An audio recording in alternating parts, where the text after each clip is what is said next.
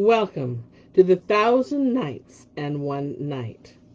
Now, when the 117th night, she said, "It hath reached me, O auspicious king, that the young merchant continued his tale to Taj al-Muluk. Thereupon quoth I to the daughter of my uncle, Tell me what to do, and have pity on me, so Allah may have pity on thee." As the daughter of my uncle loved me with great love, she replied, "On my head and eyes, but, O my cousin, I repeat what I have told thee oftentimes. If I could go in and out at will, I would at once bring you two together, and cover you both with my skirt. Nor would I do this but hoping to win thy favor. Inshallah, I will do my utmost endeavor to unite you.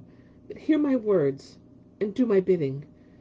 Go thou to the very same place, and sit down where thou sattest before, and at supper-tide look thou eat not, for eating induceth sleep, and have a care thou slumber not, for she will not come to thee till a fourth part of the night be past, and the Almighty avert her mischief from thee." Now, when I heard these words, I rejoiced, and I besought Allah to hasten the night, and as soon as it was dark, I was minded to go, and my cousin said to me, "When thou shalt have met her, repeat to her the couplet I taught thee before at the time of thy leave-taking." Replied I, "On my head and my eyes," and went out and repaired to the garden, where I found all made ready in the same state as it was the previous night, with every requisite of meat and drink, dried fruits, sweet-scented flowers, and so forth. I went up into the pavilion and smelled the odor of the viands, and my spirit lusted after them. But I possessed my soul in patience for a while, till at last I could no longer withstand the temptation. So I rose from my seat and went up to the table, and raising its cover, found a dish of fowls, surrounded by 4 saucers containing 4 several meats. I ate a mouthful of each kind, and as much as I could of the sweetmeats, and a piece of meat, and I drank from the saucer a sauce yellowed with saffron, and as it pleased me, I supped it up till a spoonful, till I was satisfied, and my stomach was full. Upon this, my eyelids drooped, and I took a cushion and set it under my head, saying, "Haply I can recline upon it without going to sleep." Then I closed my eyes and slept. Not did I wake till the sun had risen, when I found on my stomach a cube of bone, a single-tipped cat-stick, the stone of a green date, and a carob pod. There was no furniture, nor aught else in the place, and it was as if there had been nothing there yesterday. So I rose, and shaking all things off me, fared forth in fury, and going home found my cousin groaning and versifying with these couplets: "A wasted body, heart in pierced core, and tears that flow down my poor cheeks, pour and pour, and lover door of access, but still naught save what fairest can come from fairest flower. O cousin mine, thou fill'st my soul with pain, and from these tears mine eyelids ache full sore." I chid the daughter of my uncle, and abused her, whereat she wept. Then, wiping away her tears, she came up to me, and kissed me, and began pressing me to her bosom, whilst I held back from her, blaming myself. Then said she to me, "O my cousin, it seemeth thou sleptst against this night." Replied I, "Yes." And when I awoke, I found on my stomach a cube of bone, a single-tipped cat-stick, a stone of green date, and a carob pod, and I know not why she did this. Then I wept and went up to her and said, "Expound to me her meaning, and so doing, and tell me how I shall act, and aid me in my sore strait."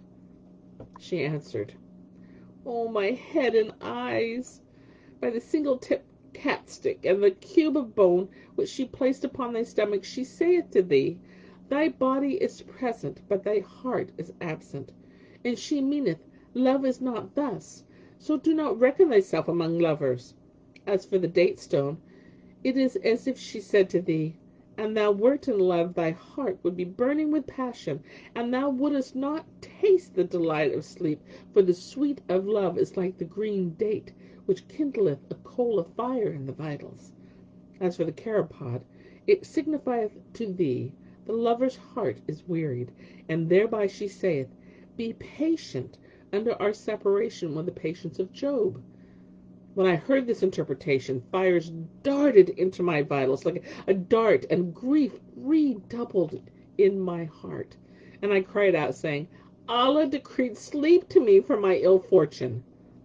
Then I said to her, O my cousin, by my life, devise me some device whereby I may win my will of her. She wept and answered, O Aziz, O son of my uncle, verily my heart is full of sad thought which I cannot speak. But go thou again tonight to the same place, and beware thou sleep not, and thou shalt surely attain thy desire. This is my counsel, and peace be with you. Quoth I, If Allah please, I will not sleep, but will do as thou biddest me. Then my cousin rose and brought me food, saying, Eat now what may suffice thee, that nothing may divert thy heart. So I ate my fill, and when night came, my cousin rose, and bringing me a sumptuous suit of clothes, clad me therein.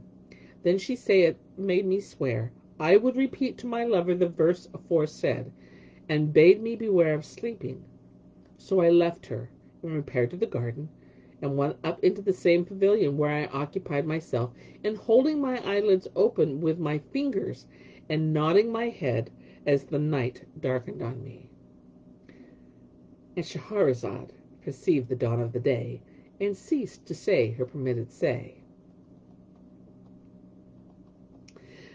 Now, when it was the 118th night, she said, It hath reached me, O auspicious king, that the young merchant continued to Taj al-Muluk's. So I repaired to the garden, and I went up into the same pavilion, and occupied myself in gazing upon the flower beds, and in holding my eyelids open with my fingers, and nodding my head as the night darkened on me.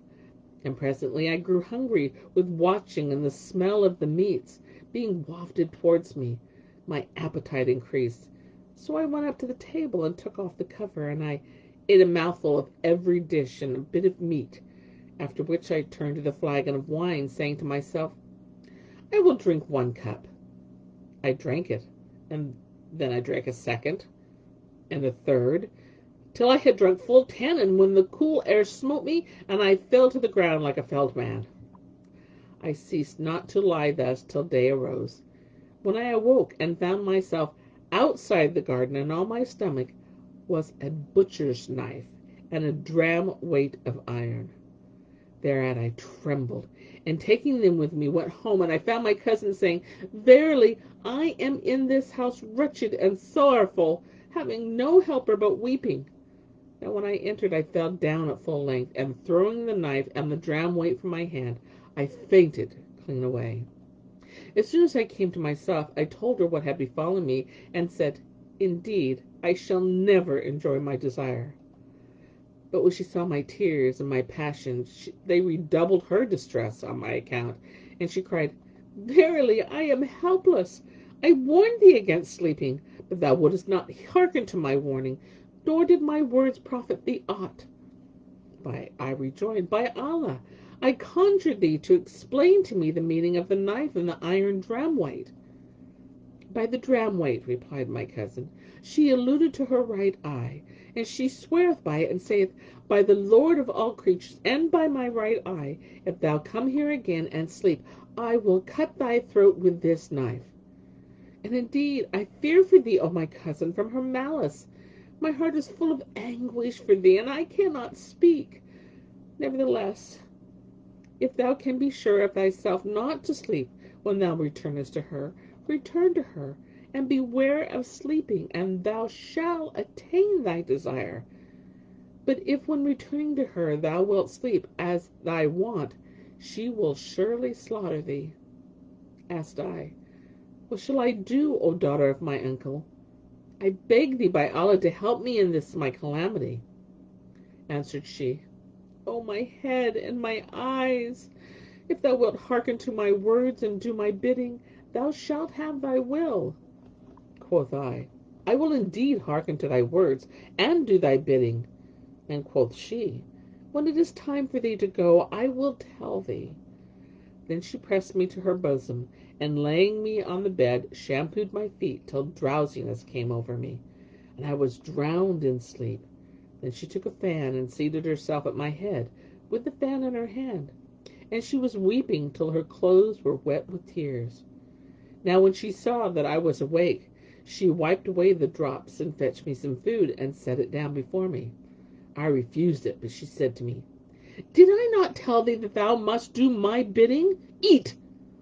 So I ate, and I thwarted her not, and she proceeded to put the food into my mouth, and I to masticate it till I was full. Then she made me drink jujube sherbet and sugar, and washed my hands and dried them with a kerchief.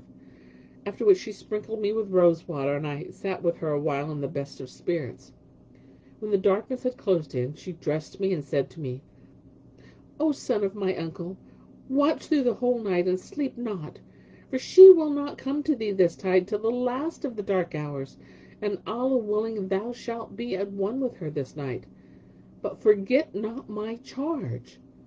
Then she wept, and my heart was pained for her by reason of her overmuch weeping, and I asked, What is the charge thou gavest me? She answered, When thou takest of her, repeat to her the verse before mentioned.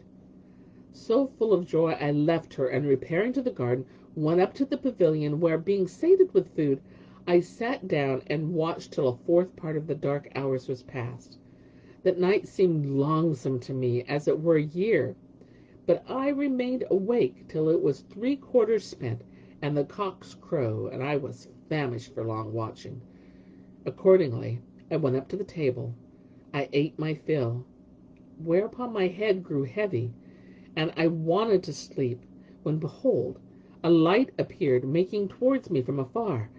I sprang up and washed my hands and my mouth and roused myself, and before long she came with 10 damsels, in whose midst she was like the full moon among the stars.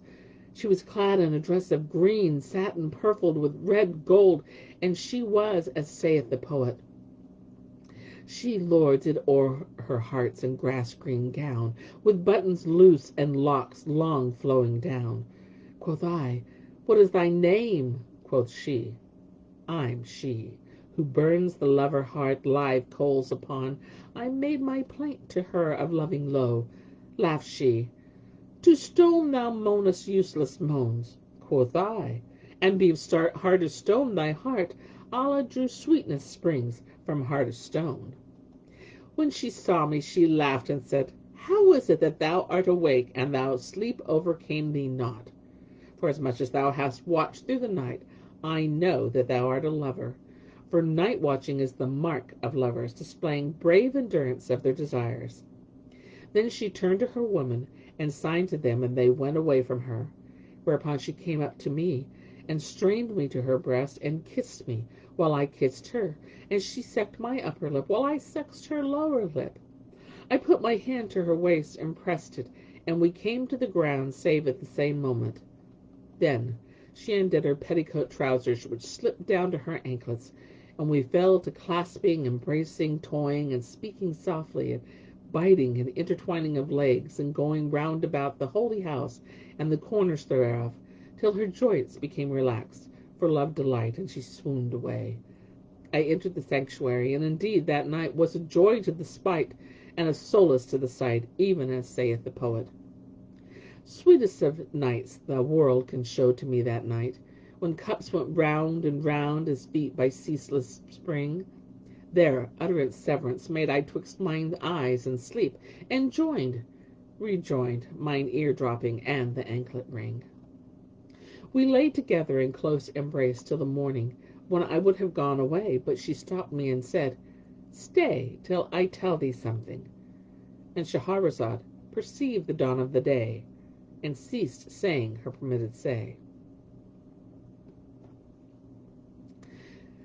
And now, when it was the 119th night, She said, "It hath reached me, O auspicious king, that the young merchant continued his recital to Taj al-Muluk.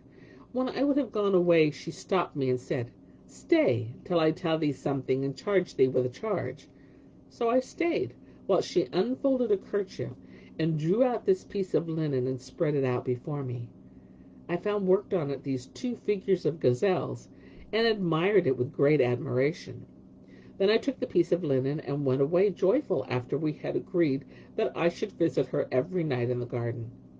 But in my joy I forgot to repeat to her the verse my cousin had taught me. For when giving me the piece of linen with the gazelles, she had said to me, 'Keep this carefully, as it is my sister's handiwork.' I asked her, 'What is thy sister's name?' And she answered, 'Her name is Nur al-Huda.' When I went to my cousin, I found her lying down. But as soon as she saw me, she rose with tears running from her eyes and came up to me and kissed me on the breast and said, 'Didst thou do as I enjoined thee, and repeat the verse to her?' 'I forgot it,' replied I, 'and nothing drove it out of my mind but these two-figured gazelles.' And I drew the piece of linen on the floor before her. She rose and sat down again, but was unable to contain herself for impatience, and her eyes ran over with tears while she repeated these two couplets. 'O thou who seekest parting softly fare, let not the fair delude with cunning art. Fare softly. Fortune's nature is to guile, and end of every meeting is to part.'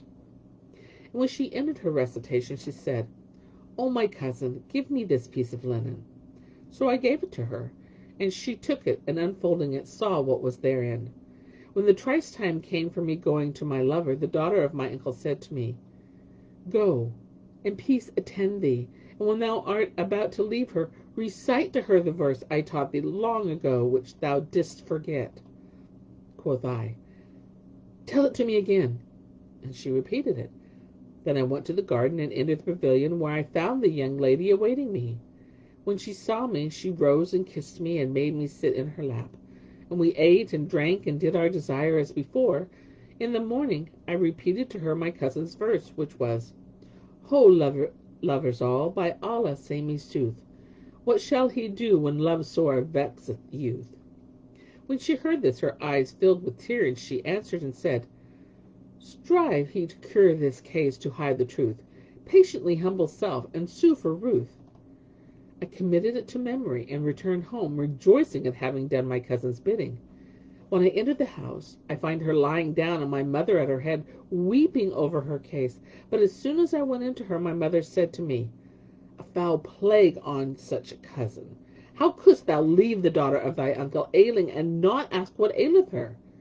But when my cousin saw me, she raised her head and sat up and asked me, 'O Aziz, didst thou repeat to her the couplet I taught thee?' I answered, 'Yes.' And when she heard it, she wept and recited in answer another couplet which I committed to memory. Quoth my cousin, 'Tell it to me.' I did so, and when she heard it, she wept with much weeping, and repeated the following verses: 'How shall youth cure the care his life undoeth, and every day his heart its pieces heweth? In sooth he would be patient, but he findeth not save a heart which love with pain imbueth.' Then added my cousin, 'When thou goest to her as of wont, repeat to her also these two couplets which thou hast heard.'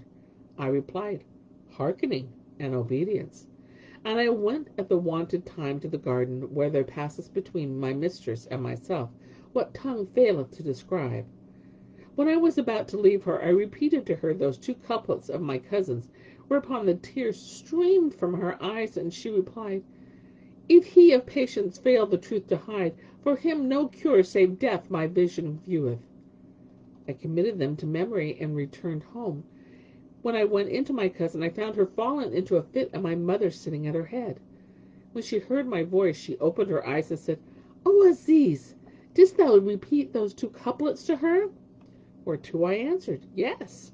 But she wept on hearing them, and she replied with this couplet, beginning, 'If he of patience fail to the end,' and I repeated it. Whereupon my cousin swooned again, and when she came to, she recited these two couplets: 'Hearkening, obeying with my dying mouth, I greet, who joy of union ne'er alloweth. Fair fall all happy loves, and fair befall the hapless lover dying in his drowneth. Again, when it was night, I repaired to the garden as usual, where I found the young lady awaiting me. We sat down and ate and drank after we did all we wanted, and slept till the morning. And as I was going away, I repeated to her the saying of my cousin. When she heard the couplet, she cried out with a loud cry, and was greatly moved, and exclaimed, "Allah! Allah! By Allah, she who spoke these lines is dead." Then she wept and said to me, "Woe to thee! How is she who spoke thus related to thee?" Replied I, "She is the daughter of my father's brother." "Thou liest," rejoined she. "By Allah, were she thy cousin, thou hadst borne her the same love as she bore thee. If it is thou who hast slain her, and may the Almighty kill thee as thou killest her. By Allah, hast thou told me thou hadst a cousin, I would not have admitted thee to my favors." Quoth I, "Verily it was she who interpreted to me the signs thou madest, and it was she who taught me how to come to thee, and how I should deal with thee, and but for her I should never have been united to thee." She then asked, "Did thy cousin then know of us?" And I answered, "Yes." Whereupon she exclaimed, "Allah give thee sorrow of thy youth, even as thou hast sorrowed her youth." Then she cried to me, "Go now, and see after her." So I went away, troubled at heart, and ceased not walking till I reached our street, when I heard sounds of wailing, and asked about it, and answered, "Azizah, we found her dead behind the door." I entered the house, and when my mother saw me, she said, "Her death lieth heavy on thy neck, and may Allah not acquit thee of her blood." And Shahrazad perceived the dawn of the day, and ceased her permitted say.